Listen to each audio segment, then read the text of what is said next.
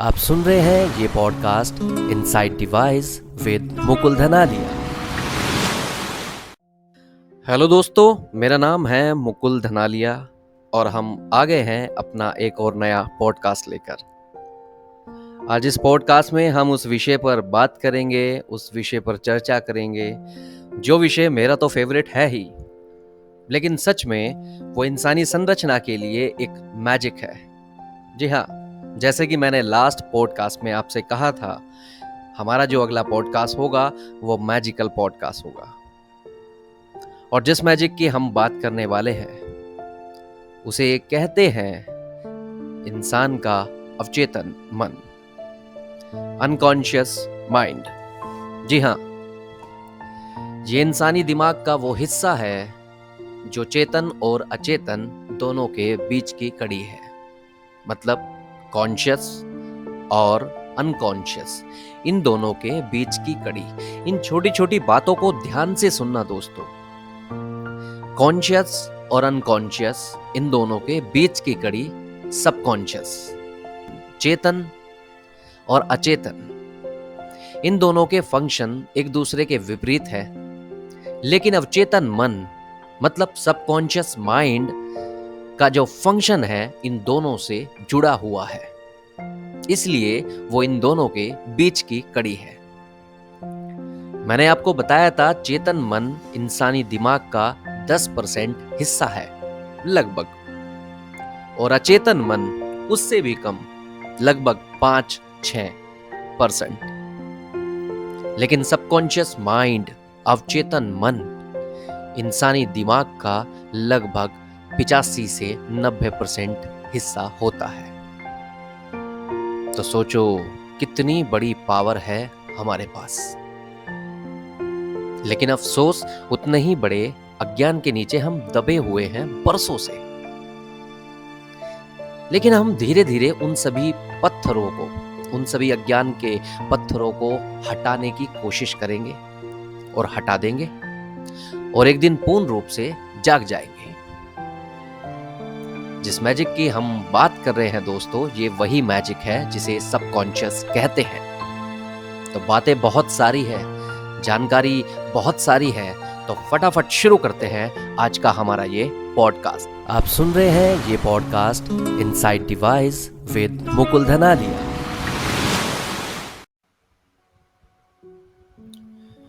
Subconscious mind, अवचेतन मन।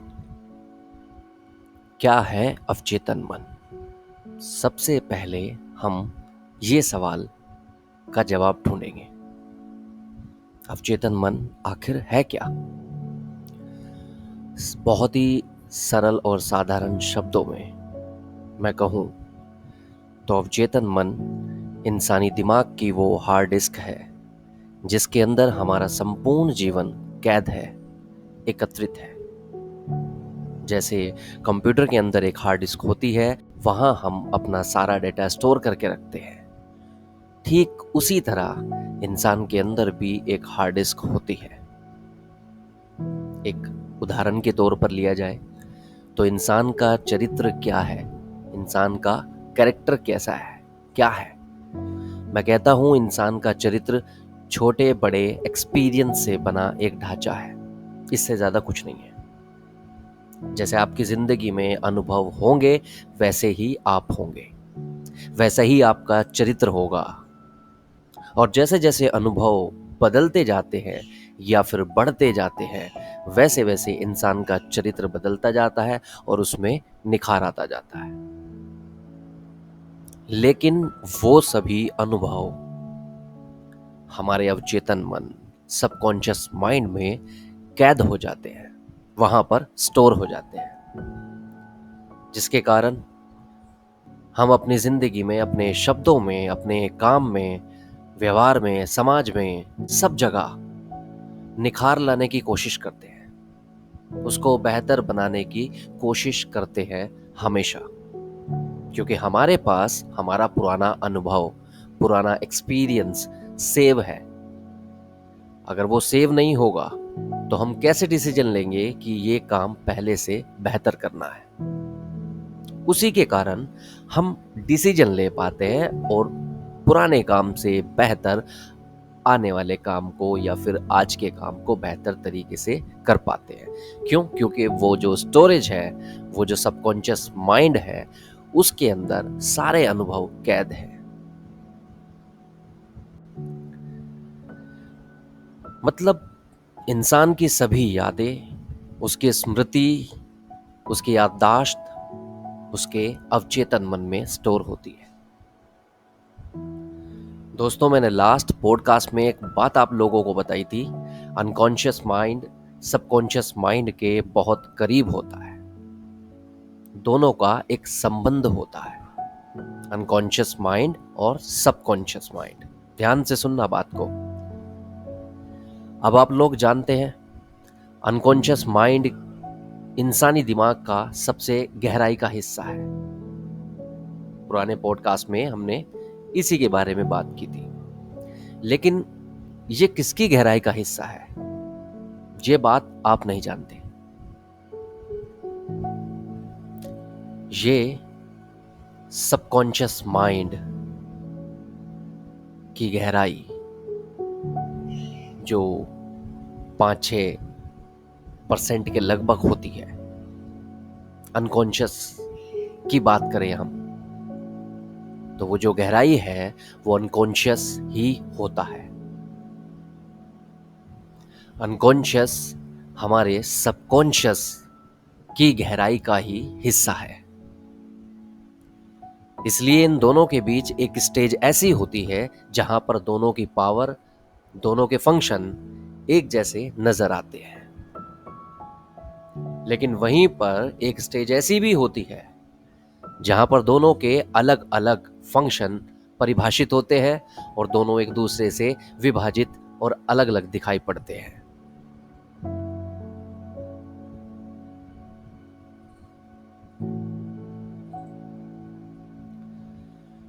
दोस्तों, बहुत ही ध्यान से सुनना आप ये बात, जो बात मैं आपको बताने जा रहा हूं। देखिए, कॉन्शियस माइंड सबकॉन्शियस माइंड के साथ एक समन्वय या तालमेल में होता है। समझना बात को बहुत ही ध्यान से। कॉन्शियस माइंड सबकॉन्शियस माइंड के साथ एक तालमेल में होता है। दोनों एक दूसरे के साथ काम में महसूस किए जा सकते हैं या उपयोग किए जा सकते हैं, ये भी कह सकते हैं।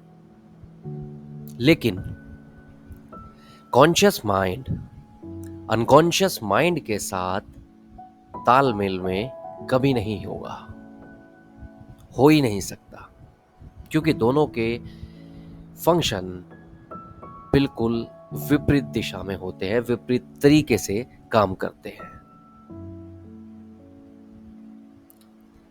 क्योंकि अनकॉन्शियस माइंड अचेतन अवस्था में जागरूकता या चेतना नहीं होती। मतलब अचेतन अवस्था में जागरूकता या चेतना नहीं होती, और अगर वहां पे चेतना आ गई तो फिर उसे चेतन अवस्था ही कहा जाएगा, उसे अचेतन अवस्था नहीं कहा जाएगा। मतलब उसे अनकॉन्शियस नहीं कहा जाएगा।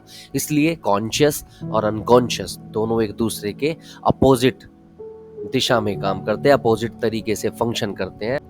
बहुत ही साधारण शब्दों में कहूं तो एक जागा हुआ है और एक कंप्लीटली सोया हुआ है। अगर सोए हुए स्थान पर जागरूकता आएगी तो फिर वो सोया हुआ नहीं रहेगा, वो जागा हुआ हो जाएगा। इस कंडीशन में दोनों सबकॉन्शियस माइंड और अनकॉन्शियस माइंड एक दूसरे से बिल्कुल अलग दिखाई देते हैं, बिल्कुल विपरीत।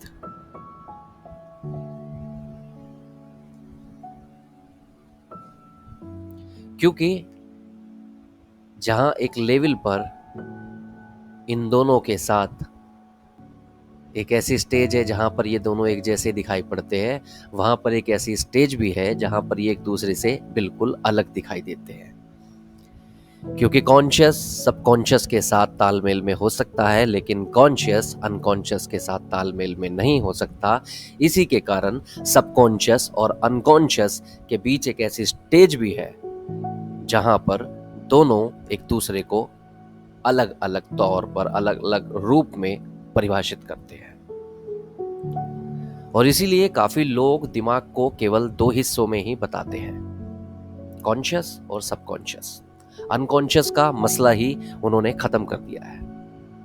वो जो तीसरा हिस्सा सबकॉन्शियस की गहराई का है, या सबकॉन्शियस की गहराई का ही है जिसे अनकॉन्शियस कहा गया है, वो लोग इसको सबकॉन्शियस में ही मानते हैं, क्योंकि दोनों के फंक्शन एक जैसे दिखाई पड़ते हैं। लेकिन गहराई के हिस्से का अंतर गहराई में ही छिपा होता है। इसलिए दिमाग के 3 हिस्से होते हैं।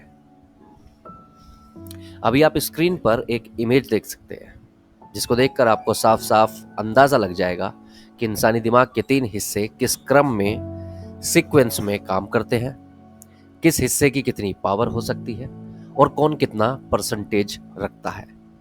लेकिन हाँ, इन तीनों हिस्सों की पावर को एक दूसरे के साथ कंपेयर करने की गलती बिल्कुल मत करना, क्योंकि तीनों एक दूसरे के पक्के दोस्त हैं और एक दूसरे के बिना अधूरे भी हैं। समझ रहे हैं बात को?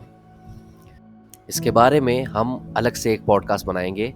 ये भी बहुत अमेजिंग और इंटरेस्टिंग बात है कि ये एक दूसरे के पक्के दोस्त कैसे हैं और एक दूसरे के बिना अधूरे कैसे हैं।